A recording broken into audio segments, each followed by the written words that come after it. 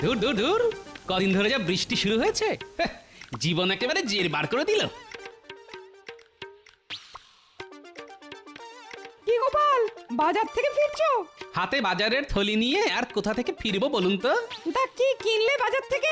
বোঝো এবার, এরপর হাজার প্রশ্ন করবে। হ্যাঁ, ওই কিছুটা শাক পাতা আর কটা কই মাছ।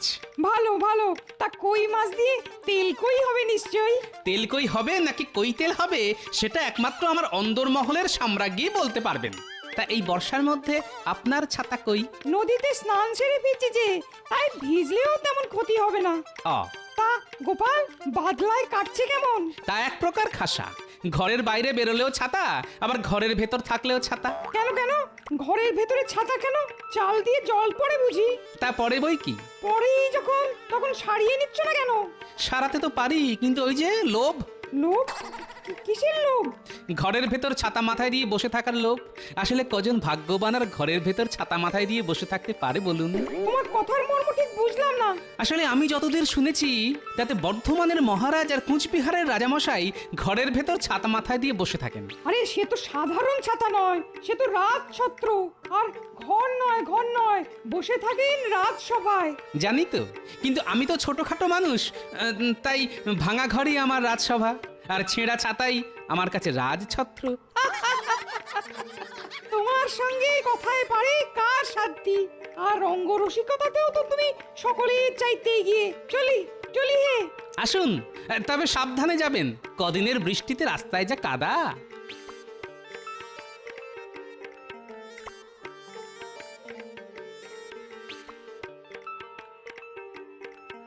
গোপাল দাদা, ও গোপাল দাদা, মহারাজ ডেকে পাঠিয়েছেন। এই বৃষ্টির মধ্যে মহারাজের ডাক কেন? কি হলো কি আবার? সে আমি বলতে পারবো না, মহারাজ শুধু বললেন খুব তাড়াতাড়ি যেতে। ও হ্যাঁ, খাম্বাজরাজ এসেছেন। এই বৃষ্টি বাদলার মধ্যে খাম্বাজরাজ? আচ্ছা তুমি এগো, আমি বাড়িতে বাজারের থলিটা ফেলে দিয়েই আসছি।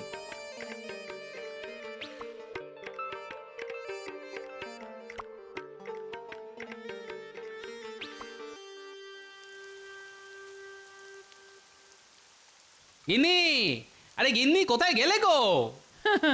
কোথাও যাবার কপাল করে কি এসেছি গো, হ্যাঁ? তা সেই একই ভাঙা ঘরে সারা জীবন কাটিয়ে যাচ্ছি। ঘরের এখান ওখান দিয়ে জল পড়ছে বলে মেজাজ বেশ গরম মনে হচ্ছে। যাক, আর বেশি কথা বাড়িয়ে কাজ নেই। এই নাও বাজারের থলিটা ধরো। খুব ভালো কই মাছ আছে এতে। গিন্নি, তুমি রান্না শুরু করো, আমি একটু আসছি, বুঝলে? বলি, কোন রাজকার্যে যাওয়া হচ্ছে শুনি? আজ ঘরামিকে ডাকতে বলেছিলাম না?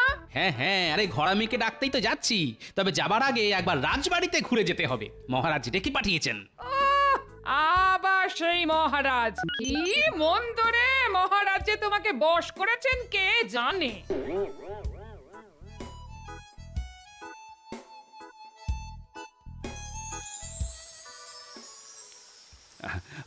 আপনার পিতৃবিয়োগের খবর পেয়ে না খুবই মর্মাহত হয়েছি আমি।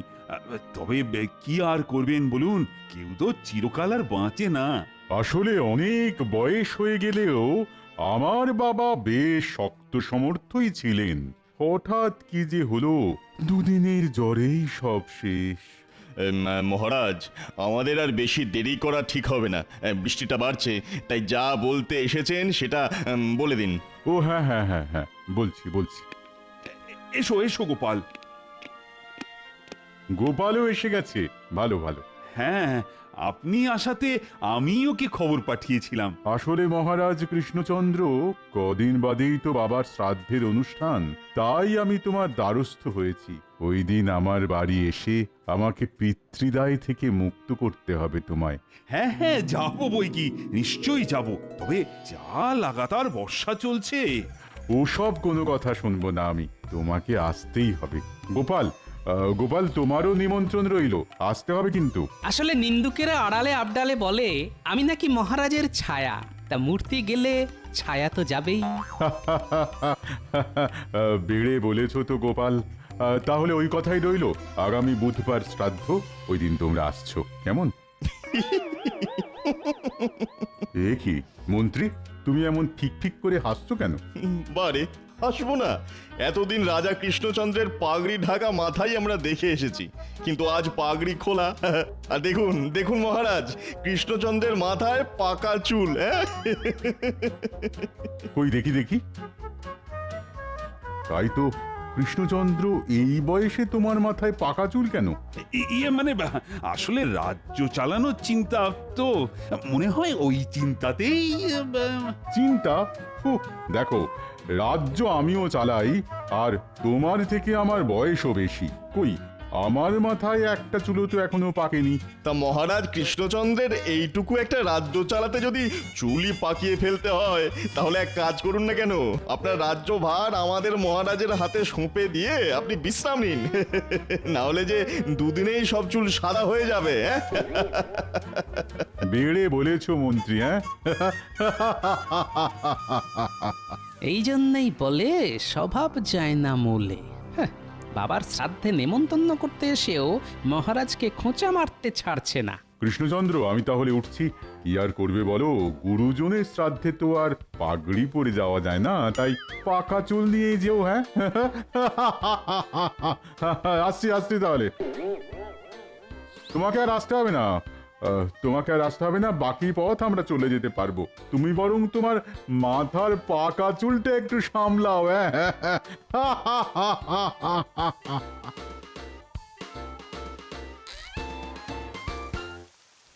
আমার মাথার পাকা চুল নিয়ে কেমন টিপ্পনি কেটে গেল দেখলে গোপাল? তাই তো দেখলাম। শ্রাদ্ধের অনুষ্ঠানে তো আর পাগড়ি মাথায় দিয়ে যাওয়া শোভা পায় না। না, তা তো যায় না। আর খালি মাথায় গেলে যদি ওখানেও আমার পাকা চুল নিয়ে টিপ্পনি কাটে? সেটা কাটতেই পারে। আসলে খাম্বাজরাজ আর তার মন্ত্রী তো আপনার খুঁত ধরার জন্য মুখিয়ে থাকে। তবে আমি বলি কি, এসব কথায় আপনি কান দেবেন না। কান না দিয়ে কি পারা যায় বলো তো? ও গোপাল, কিছু একটা ব্যবস্থা করো না, যাতে আমার পাকা চুল কালো হয়ে যায়। সেটা কি করে সম্ভব মহারাজ? চুল পাকা খুব স্বাভাবিক একটা ব্যাপার, কারণ চুল পাকে মানুষের বয়স আর অভিজ্ঞতায়। তাকে কালো করার কোনো উপায় তো আমার জানা নেই মহারাজ। না না না, ব্যাপারটাকে এত হালকা করে নিও না। তুমি হয়তো না জানতে পারো, কিন্তু কেউ না কেউ তো জানতে পারে। আজ রাজসভায় গিয়ে সকলের সাথে এ ব্যাপারে একটা আলোচনা করা দরকার। শোনো, আজ তোমাদের সাথে একটা বিষয় নিয়ে আলোচনা করতে চাই। আচ্ছা, পাকা চুলকে কালো করা যায় কিভাবে? পাকা চুলকে কালো? এ তো আচ্ছা ঝামেলা ভালো। না মহারাজ, আমার তেমন কিছু জানা নেই। কথায় কথায় ছড়া কাটা ছাড়া তোমার যে আর কিছু জানা নেই, সেটা আমার ভালো করে জানা আছে। হ্যাঁ, বিজ্ঞানী, তা তুমি কি কোনো আলোকপাত করতে পারো? মহারাজ, পাকা চুলকে কালো করা নিয়ে কোনো পরীক্ষা এ যাবৎ আমি করিনি, তবে আপনি বললে শুরু করতে পারি। তাহলে আজ থেকেই শুরু করে ফেলো নাকি? একটা কথা আগেই বলে রাখি মহারাজ, এই পরীক্ষার ফল পেতে কিন্তু বেশ কিছুদিন লেগে যাবে। সর্বনাশ, বেশ কিছুদিন? কিন্তু আমার যে খুব তাড়াতাড়ি চাই, মানে আগামী সোমমঙ্গলবারের মধ্যেই। ক্ষমা করবেন মহারাজ, এত তাড়াতাড়ি এসব পরীক্ষার ফল পাওয়া যায় না। হয়তো তাড়াতাড়ি করে কিছু একটা বানিয়ে দিলাম, কিন্তু তাতে করে যদি উল্টো ফল হয়, যদি মাথার সামান্য কটা পাকা চুল কালো না হয়ে মাথার সব চুল সাদা হয়ে যায় বা উঠে যায়, তাহলে? মহারাজ যে কেন পাকা চুল নিয়ে এত মাতামাতি করছেন কে জানে। আচ্ছা, আর কি কেউ জানো? ও মন্ত্রী, এই সুযোগে যদি কিছু একটা করে মহারাজের কাছ থেকে কিছু হাতিয়ে নেওয়া যায়। মহারাজ, এতক্ষণ ধরে আমি শুধু শুনে যাচ্ছিলাম আর মনে করার চেষ্টা করছিলাম। মনে করার চেষ্টা করছিল নাকি নতুন কোনো ভড়ং? কি মনে করার চেষ্টা করছিলে মন্ত্রী? এক কেশ বিশারদের নাম, কি যেন নামটা, হ্যাঁ হ্যাঁ হ্যাঁ, মনে পড়েছে, গৌরহরি। গৌরহরি? হ্যাঁ মহারাজ, গৌরহরি বলে একজন কেশ বিশারদ আছে। সে হয়তো পাকা চুল কালো করার গোপন কৌশল জানে। তাহলে আর দেরি করছো কেন? যাও যাও, এক্ষুনি তার কাছে যাও। যথাজ্ঞা মহারাজ।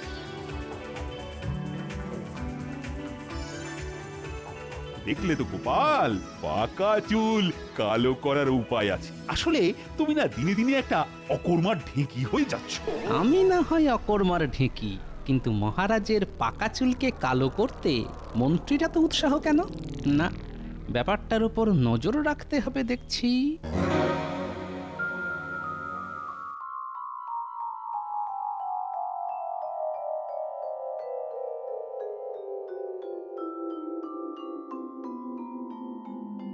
আলকাতরা লাগাচ্ছে না? এই তো পেয়ে গেছি। না, রাজসভা থেকে বেরোতে অনেক দেরি হয়ে গেল। বৃষ্টিটা এখন কমেছে। যাই, একবার পুঁটিদের বাড়ি থেকে ঘুরে আসি। ওদের বাড়ি ঘরামির কাজ হচ্ছে শুনেছি। দেখি যদি ঘরামিকে ধরে কয়ে আমার ঘরের চালাটা একটু সারিয়ে নেওয়া যায়, না হলে গিন্নি আর আস্ত রাখবে না। পুটির বাবা, ও পুটির বাবা, বলো গোপাল দাদা। তা তোমাদের বাড়ি ঘরামির কাজ আর কতদিন চলবে? বড় জোর আর 2-1 দিন। চালের কাজ হয়ে গেছে, এখন শুধু আলকাতরা লাগানোর কাজ বাকি। আচ্ছা, ঘরের নিচের দিকের অংশে আলকাতরা লাগাচ্ছ কেন? আসলে মাটির বাড়ি তো, জলের ঝাপটায় ঘরের তলার দিক ভিজে গিয়ে মাটি আলগা হয়ে যায়। হ্যাঁ, বুঝতে পেরেছি। আলকাতরা লাগালে ওই জলের ছাট মাটি আলগা করে দিতে পারবে না, তাই তো? ভালো ভালো, খুব ভালো। আমি এরকমটা করিয়ে নেবো, বুঝলে? ও ভাই, এই বাড়ির কাজ মিটলে আমার সাথে দেখা করো তো, আমার বাড়িতেও একটু কাজ আছে। ঠিক আছে গোপাল বাবু। আমার ঘরের কাজ মিটে গেলে আমি ওকে তোমার কাছে নিয়ে যাব। হ্যাঁ, খুব ভালো। আমি তাহলে চলি হে। তাহলে বুঝতে পারলি তোকে কি করতে হবে? খুব বুঝতে পেরেছি, তবে কি তবে? খুব বেশি না হলেও এ বিষয়ে আমার 3টে মাত্র প্রশ্ন আছে। প্রথম প্রশ্ন, কাজটা কি আমি একলাই করব না ঘটা আমার সঙ্গে থাকবে? না, কোনো ঘট বা ঘটার সঙ্গে থাকবে না। ওই যে কথায় আছে না, অতি সন্ন্যাসীতে গাজন নষ্ট। তাই কাজটা তোকে একলাই করতে হবে। আমি অবশ্য তোর সঙ্গে থাকবো। ভালো ভালো। আমার দ্বিতীয় প্রশ্ন এবার করি। বলছি যে আলকাতরা কোথা থেকে পাবো? পুঁটিদের বাড়ি আলকাতরার কাজ হচ্ছে, ওখান থেকে চুরি করে নেব। খুব ভালো, খুব ভালো। চুরি করার ব্যাপারে আপনি তো আমাদের গুরুদেব। কিছু বললি? না না না, কিছু না। এবার আমার শেষ প্রশ্ন, এই কাজটায় আমি কত পাবো? সে নিয়ে তোকে ভাবতে হবে না, ভালো মতো দিয়ে তোকে পুষিয়ে দেব। যা, এখন বাড়ি যা, কাল সকালে আসিস। খুব ভালো, খুব ভালো।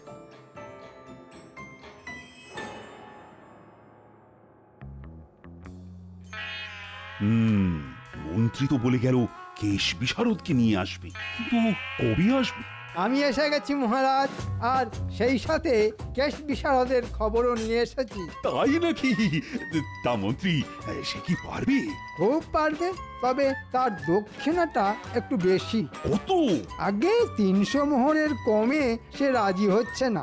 এই তাহলে ডেকে আনো তাকে, 300 মোহর দিতে আমি রাজি। তাহলে এখন আমি আসি। হ্যাঁ, এসো এসো, বড় কাজের লোক তুমি।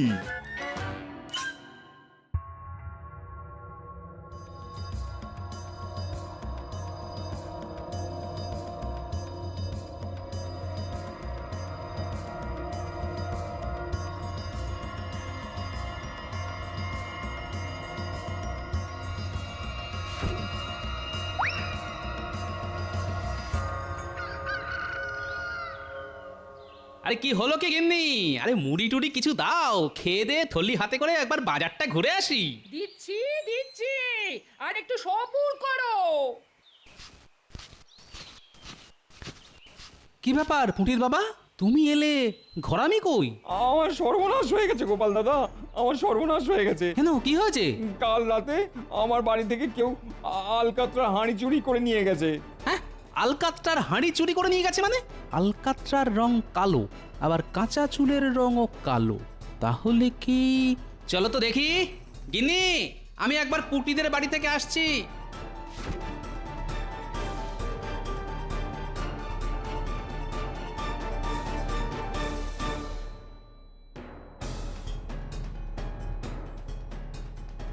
আচ্ছা পুটির বাবা, কাল তোমাদের বাড়ি কেউ নাগরা পরে এসেছিল? না তো, আমাদের মতো গরিব মানুষদের ঘরে নাগরা জুতো পরে কে আর আসবে? তাহলে কি মন্ত্রী? ঠিক আছে, আমি আসছি।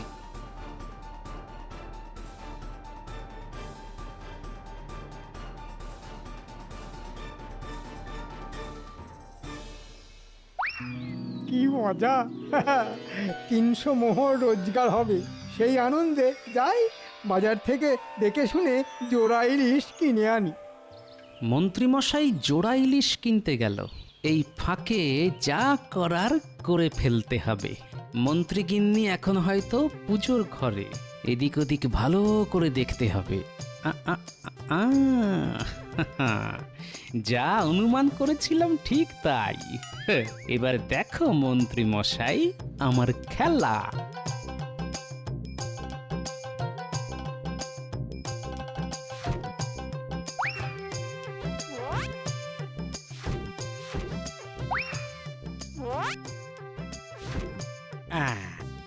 যথাস্থানে হাঁড়ি রেখে দিয়ে গেলাম। নে, এবার যত পারিস মহারাজের মাথায় মাখা।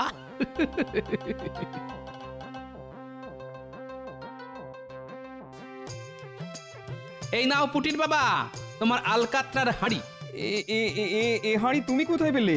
সে কথা জানতে চেও না, শুধু জেনে রাখো যা করেছি তাকে বলে চোরের ওপর বাটপাড়ি। আচ্ছা, তোমার নামটি যেন কি? আগে গৌরহরি। তা গৌরহরি, এই কালো রং থাকবে তো?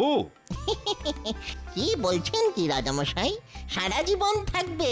এছাড়া জীবনে আর একটা চুলও সাদা হবে না নতুন করে। বলছো? বলছি মানে, এ আমার বাপ ঠাকুরদার গবেষণার ফল। যাকে তাকে আমি এই ভেষজ তরল দিই না, শুধু আপনি বলেই হয়ে গেছে রাজামশাই। হয়ে গেছে? হ্যাঁ, হয়ে গেছে। শুধু সামনের কটা দিন মাথা ভেজাবেন না, তারপর যত ইচ্ছে চান করুন। তা আমার পারিশ্রমিকটা? বটা বেটা দেখছি খুব চালাক হয়ে গেছে, নিজে থেকে তাই মোহর চাইছে। দাঁড়া, দেখাচ্ছি তোকে। আরে মোহরের জন্যে কোনো চিন্তা করো না গৌরহরি, মহারাজের কাছ থেকে নিয়ে আমি তোমার বাড়ি দিয়ে আসব। এখন তুমি চলো। মহারাজ, এখন আপনি বিশ্রাম করুন, আমি পরে এসে মোহর নিয়ে যাব।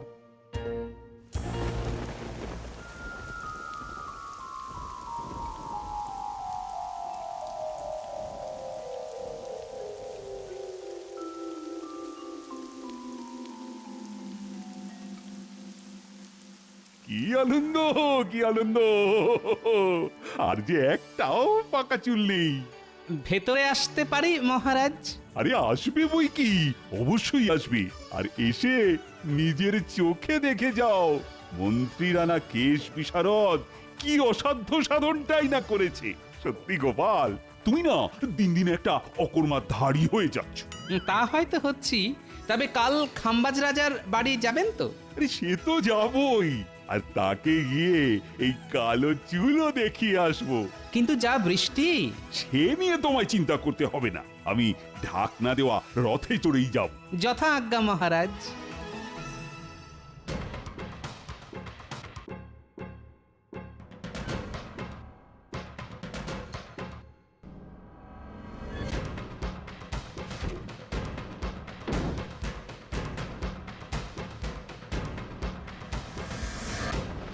আরে আরে কি হলো সারথি, আমার রথ কোথায়? যাও যাও যাও, তাড়াতাড়ি নিয়ে এসো। আগে মহারাজ, রথের চাকা বিগড়ে গেছে, চালাতে গেলেই কেমন টলমল করছে। সর্বনাশ! এই তাহলে যাবো কি করে গো? ঘোড়ায় করে চলুন না মহারাজ। ঘোড়া? ঠিক আছে, তাহলে তাই চলো। আর বৃষ্টিতে ভিজলেও আমার কোনো অসুবিধে নেই, কিন্তু গোপাল, তোমার কোনো অসুবিধে হবে না তো? আগে না মহারাজ।